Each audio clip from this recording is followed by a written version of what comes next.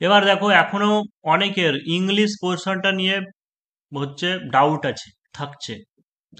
তো আমি আজকে আরেকবার ভালো করে ক্লিয়ার করার চেষ্টা করছি যে বাম পাশে লিখে রেখেছি WP KPSI English grammar, right সাইডে আছে মিসলেনিয়াস ইংলিশ গ্রামার। প্রথমে তা বলে দিই যে ইংলিশ গ্রামার পার্ট মানে শুধু আজকে গ্রামার পার্ট নিয়ে কথা বলবো। যে ডব্লিউপিএসআই ইংলিশ গ্রামার কত নম্বর থাকবে সেটা কোনোদিনই মেনশন করা নেই, থাকে না, ছিল না, থাকবেও না। কিন্তু মিসলেনিয়াস ইংলিশ গ্রামার যে পার্ট এখানেও মেনশন করা নেই, কিন্তু জানো যে এখানে 50 নম্বর থাকবে টোটাল 50 মার্কসের, এখানে হচ্ছে টোটাল 150 মার্কস। তাহলে গ্রামার পার্ট যেটা সেটা আগে কিন্তু 10 নম্বর থাকতো, এখন বর্তমানে 20 নম্বর দেওয়া হয়েছে ডব্লিউপিএসআই বা কেপিএসআই। সেটা ভবিষ্যৎকালে পরিবর্তন হবে কি হবে না সেটা কেউ জানে না। ঠিক আছে, 10 নম্বরও দিতে পারে, 15 নম্বর দিতে পারে, 20 নম্বরও দিতে পারে। কিন্তু মিসলেনিয়াসে এটা ধরে রাখো যে মিসলেনিয়াসে যে 30 মার্কস থাকে গ্রামার, ওটা 30 মার্কসই থাকবে, চেঞ্জ হবে না। ঠিক আছে, চেঞ্জ হবে না, 30 মার্কসই ছিল, মানে ওটাই 30 মার্কসই থাকবে।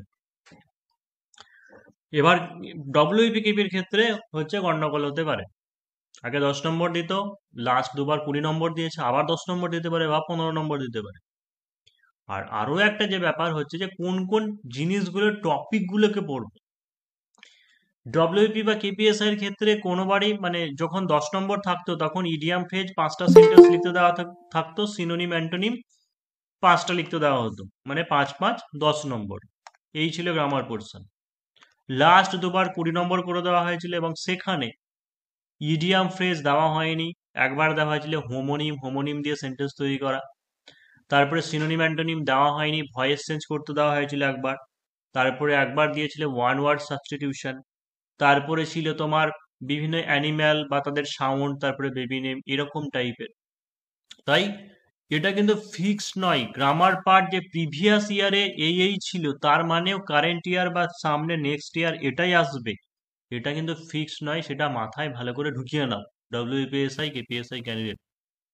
অর্থাৎ গ্রামারের পার্টের মধ্যে যা যা আছে মানে ইডিয়াম ফ্রেজ দিয়ে সেন্টেন্স তৈরি করা, সিনোনিম অ্যান্টোনিম, তারপরে হচ্ছে ভয়েস চেঞ্জ, নারেশন চেঞ্জ হতে পারে, ভয়েস চেঞ্জ এর আগেবার দিয়েছিল বা নারেশন চেঞ্জ দিতে পারে। তারপর যে সিঙ্গুলার নাম্বার মানে যে সিঙ্গুলার প্লুরাল এটা একবারও দেয়নি, দিতেই পারে এবার। তাহলে তোমাকে ওই বাচ্চাদের মধ্যে শুধু ইয়েস যোগ করে সেরকম সিঙ্গুলার প্লুরাল দেবে না। ঠিক আছে, অবশ্যই একটু স্ট্যান্ডার্ড মানেরই দেওয়া হবে। সিঙ্গুলার প্লুরালও কিন্তু হার্ড আছে, স্ট্যান্ডার্ড আছে, এটা এটা জেনে রাখবে। জেন্ডার, জেন্ডারও তাই, জেন্ডার হয়তো চেঞ্জ দিল।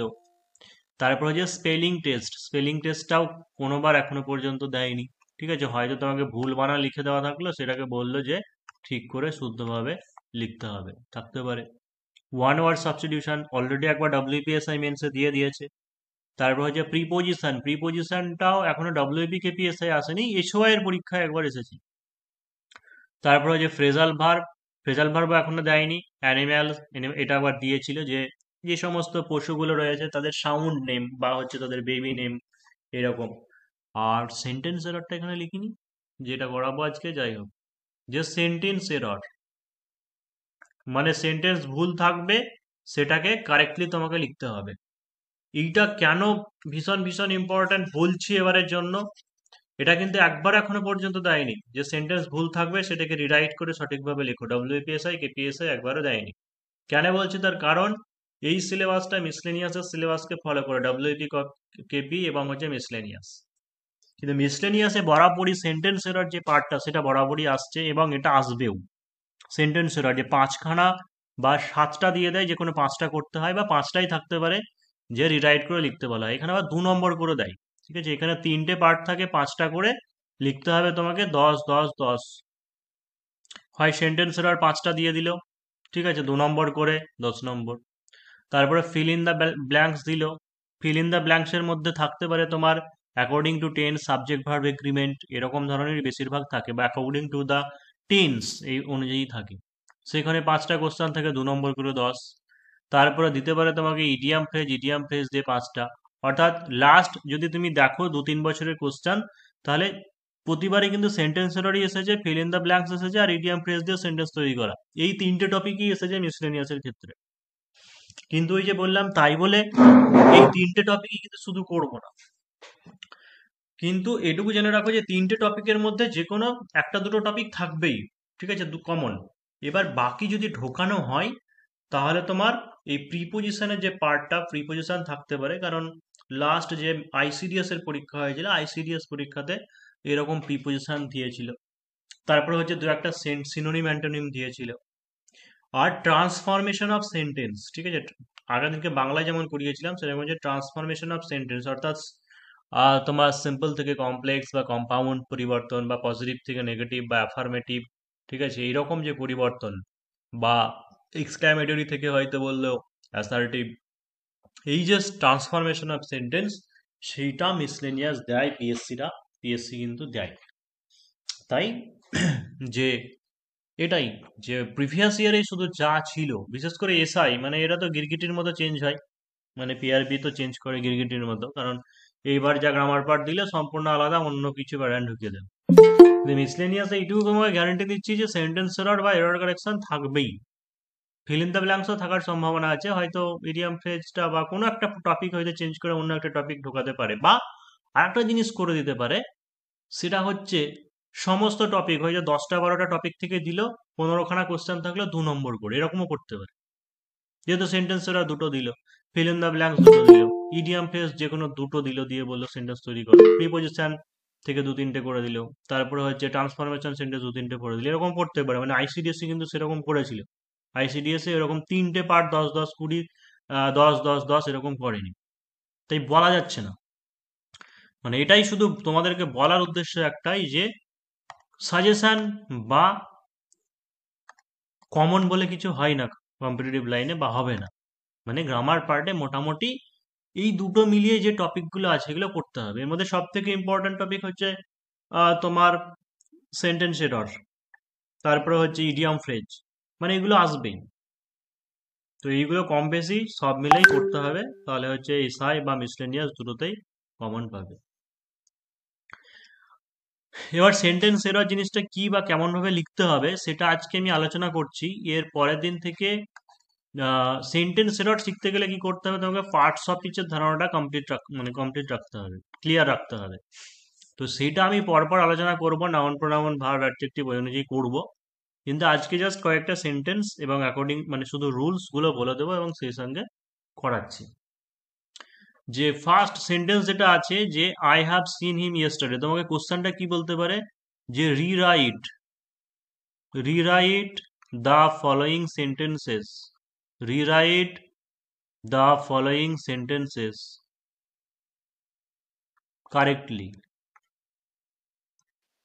মানে হচ্ছে যে নিচের যে বাক্যগুলো আছে সেই বাক্যগুলোকে কারেক্টলি সঠিকভাবে আবার লিখতে হবে। মানে 1 নম্বর দিয়েছে যে I have seen him yesterday, আমি তাকে গতকাল দেখেছি, I saw him yesterday. হ্যাঁ, I তখন saw দেখো him যে yesterday. ইয়েস্টারডে যখন বলা আছে গতকাল, মানে গতকাল বলা মানেই কি হচ্ছে সিম্পল পাস্ট, ঠিক আছে, গতকাল বলা মানে সিম্পল পাস্ট। তাই এখানে যে ভুল, সেই ভুলটা কি, সেটা হচ্ছে টেন্সগত ভুল, ঠিক আছে, কালগত ভুল, অর্থাৎ টেন্সের ভুল আছে। তাই সেন্টেন্স এরর শিখতে গেলে তোমাকে 1 নম্বরে যে টেন্সটাকে খুব ভালো করে জানতে হবে, টেন্সের ভুল থাকে অনেক সময়, নাউনের ভুল থাকে, নাউন, তারপরে হচ্ছে ভার্ব, প্রোনাউন, ভার্ব, অ্যাডভার্ব, এই সমস্তই থাকে, মানে পুরো পার্টস অফ স্পিচ, যেটা পার্টস অফ স্পিচটাকে ভালো করে শিখতে হবে, সেই সঙ্গে হচ্ছে টেন্সের নিয়মটাকে খুব ভালো করে শিখতে হবে। তো এটা হচ্ছে টেন্সের ভুল, যে ইয়েস্টারডে থাকা মানে হচ্ছে সিম্পল পাস্টে হবে। তাই আমি তাকে গতকাল দেখেছিলাম মানে হচ্ছে আই স হিম ইয়েস্টারডে। তাহলে যেটা তোমার কনস্টেবলের ক্ষেত্রে যে 10 নম্বর থাকবে, সেখানে সিনোনিম এরকম থাকতে পারে, সেখানে তোমাকে জাস্ট কি দেবে, যে ABCD 4টে পার্ট থাকবে, যে পার্টে এরর থাকবে সেই পার্টে তোমাকে কি করতে হবে, গোল করতে হবে, সেই পার্টটাতে তোমাকে গোল করতে হবে। আর এইখানে তোমাকে কি লিখতে হবে, পুরো সেন্টেন্সটা তোমাকে লিখতে হবে, এটাই হচ্ছে পার্থক্য। নেক্সট 2 নম্বর কি দেওয়া আছে, যে hardly had he left the house then it began to rain, hardly had he left the house then it began to rain. So then Hardly সাথে হয়ে হয়। হ্যাঁ, তাহলে যে স্কার্সলি বা হার্ডলি, এটা যদি থাকে তাহলে হার্ডলির পরে কি হচ্ছে, when হয়, hardly when হয়। তো হচ্ছে hardly had he left the house when it began to rain।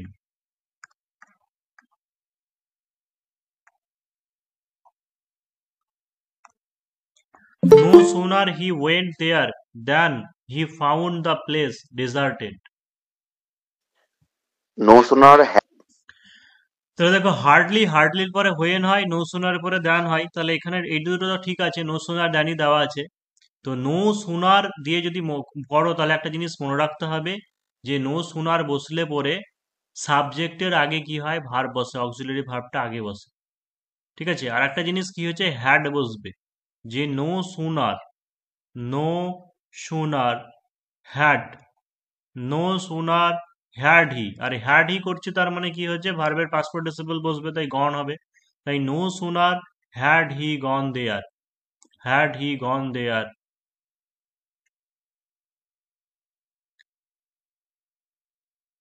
Then he found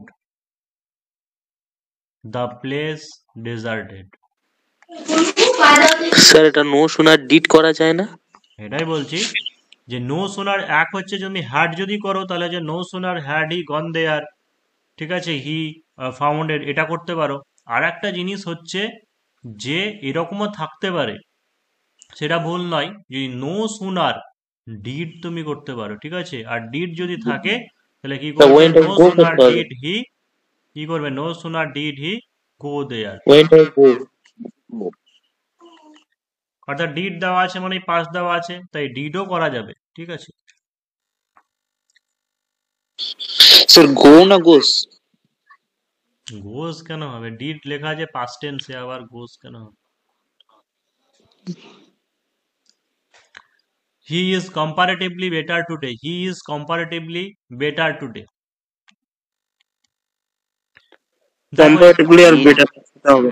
এখানে দুটো কম্পারিজন বোঝাচ্ছে, একটা হচ্ছে কম্পারেটিভলি, আবার বেটার, যে কোনো একটা করো, ঠিক আছে। যে কোনো একটা বলতে কি হি ইজ কম্পারেটিভলি বলা দরকার নেই, বেটার, বেটার মানে কি ভালো, তাই তো, গুড বেটার বেস্ট, গুডের থেকে কম্পারেটিভ ফর্ম গুডের, তাই হচ্ছে কি যে হি ইজ বেটার টুডে, আমরা কি বলি, সে আজকে ভালো আছে, মানে যে he is better today. He refuse that he had said this, he refuse that he had said this.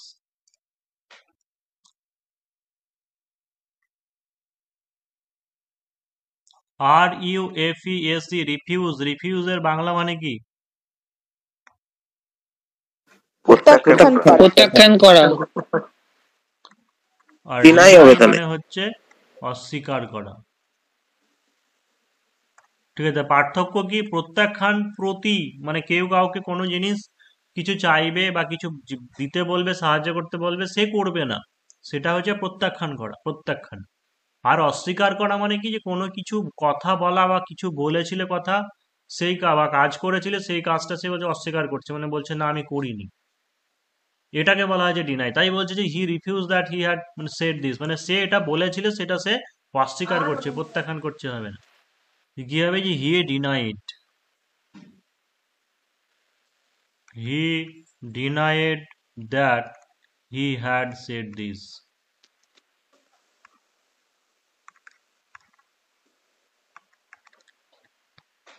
He was present in the court to give eyewitness, he was present in the court to give the eyewitness,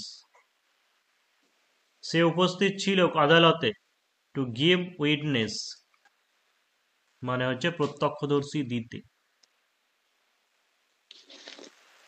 বা তার প্রমাণ সাক্ষ্য দিতে।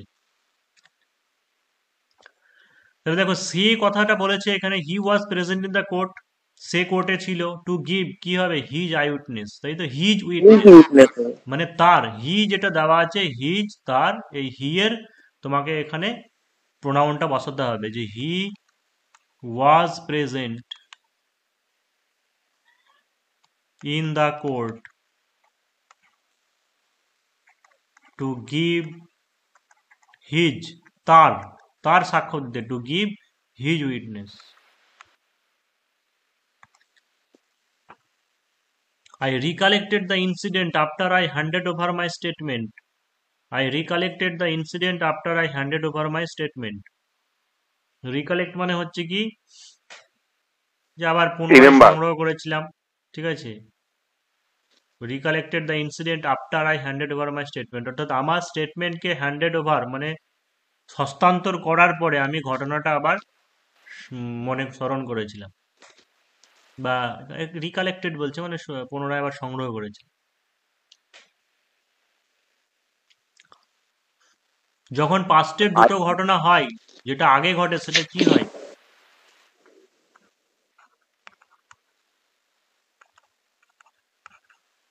যেটা আগে ঘটে সেটা past perfect, তাই তো। আর পরে যেটা হয় পরে, সেটা হচ্ছে সিম্পল পাস্ট। তাহলে কোনটা আগে ঘটা হচ্ছে?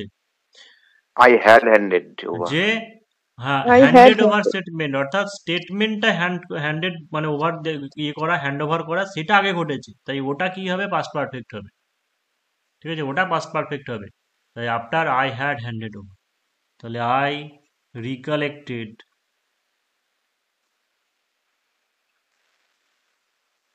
the incident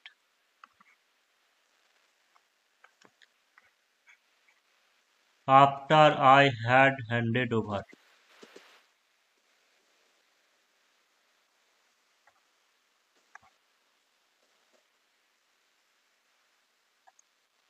Satyajit Ray was one of the greatest film director of the world.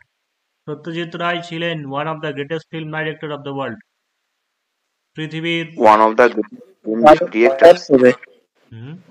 Director তো স্যার। হ্যাঁ, দেখো বাংলায় যদি আমরা বলি তাহলে কি হবে, যে বিশ্বের ফিল্ম ডিরেক্টর মানে হচ্ছে চিত্র পরিচালকদের মধ্যে একজন, তাই তো। যে one of the greatest film director মানে হচ্ছে যে যারা বিশ্বের মহান চিত্রকারদের মধ্যে একজন। তাহলে এখানে ওয়ান যে কথাটা দেওয়া আছে, একজন চিত্রকারদের মধ্যে একজন, তাহলে প্লুরাল ফর্ম হবে। তো এটা দ্য গ্রেটেস্ট ফিল্ম ডাইরেক্টরস করতে হবে, যে হচ্ছে মহান চিত্র পরিচালকদের মধ্যে একজন।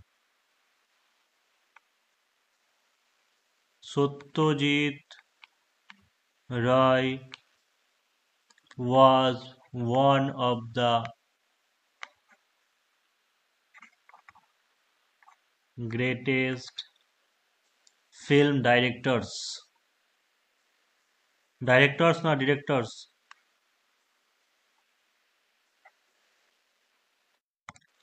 Director. To transport goods by sea is cheaper than land. To transport goods by sea is cheaper than land.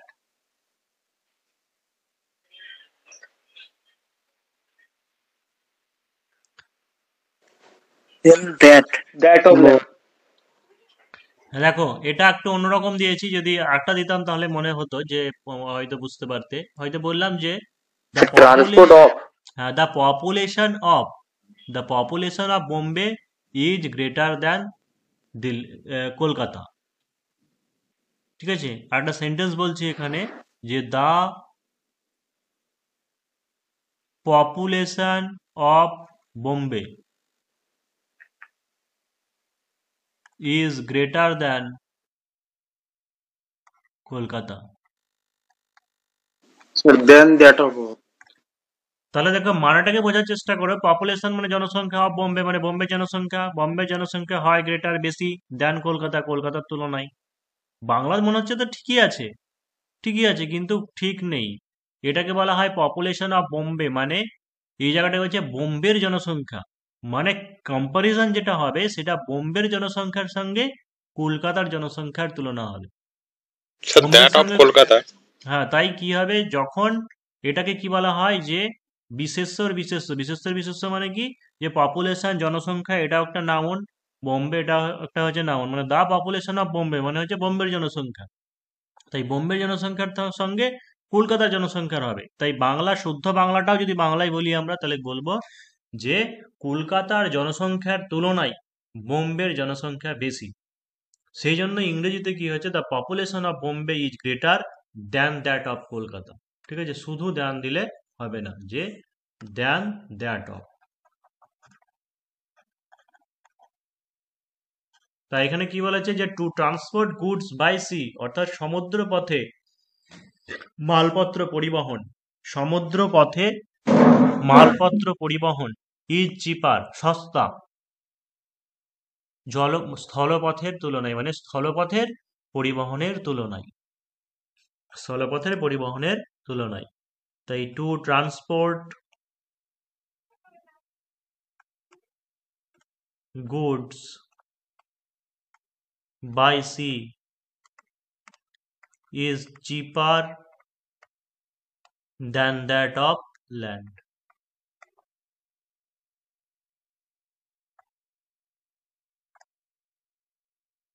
তারপরে যদি বলে তোমাকে জলবায়ুর কথা যদি বলা হয়, ঠিক আছে, ওয়েদারের কথা বলে, দ্য ওয়েদার অফ, সেরকম কুলার, ওটা আউটসাইড দ্যান দ্যাট অফ, কোনো জায়গা থেকে যদি কম্পারিজনে বলে।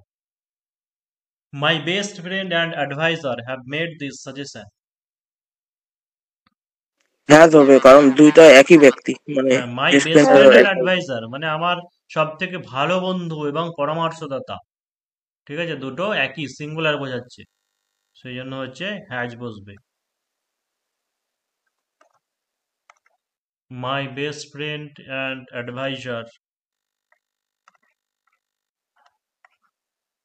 has made this suggestion.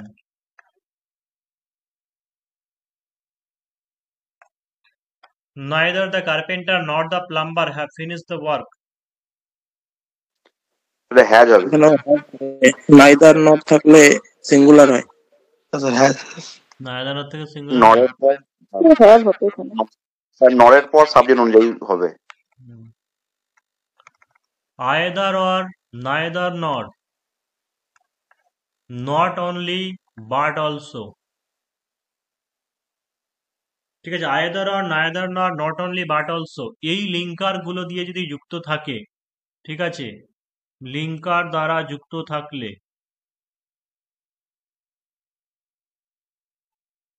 Second